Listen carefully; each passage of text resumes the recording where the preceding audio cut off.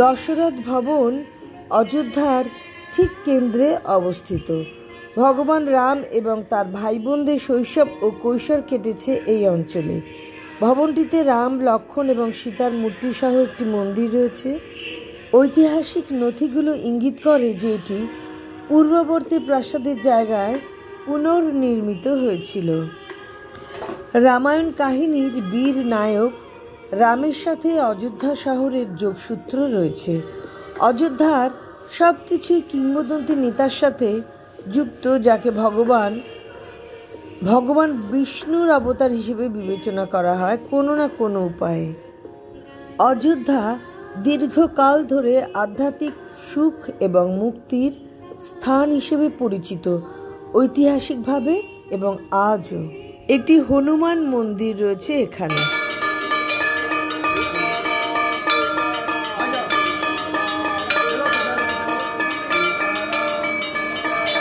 এখানে দীপাবলি, শ্রাবণ মেলা, চৈত্র রামনবমী এবং কার্তিক মেলা নানা রকম উৎসব হয়ে থাকে।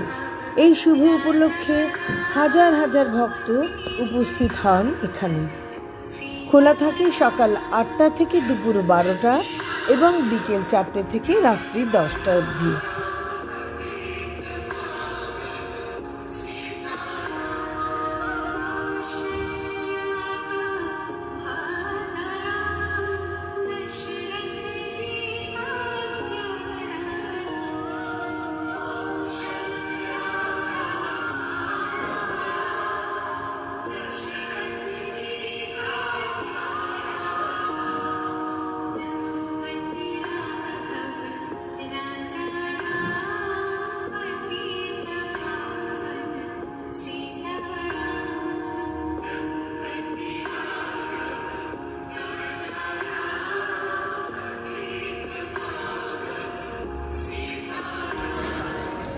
দশরথের বাড়িতে ঘুরে বেড়াচ্ছে, খাচ্ছে, ঘুরে বেড়াচ্ছে।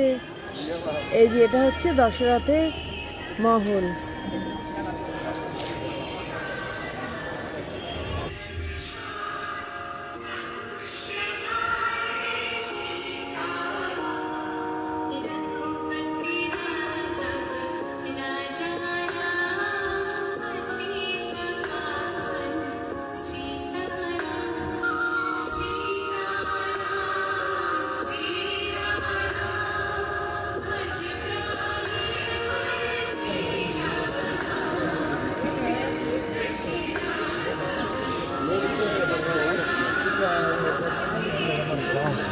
Ini Pak.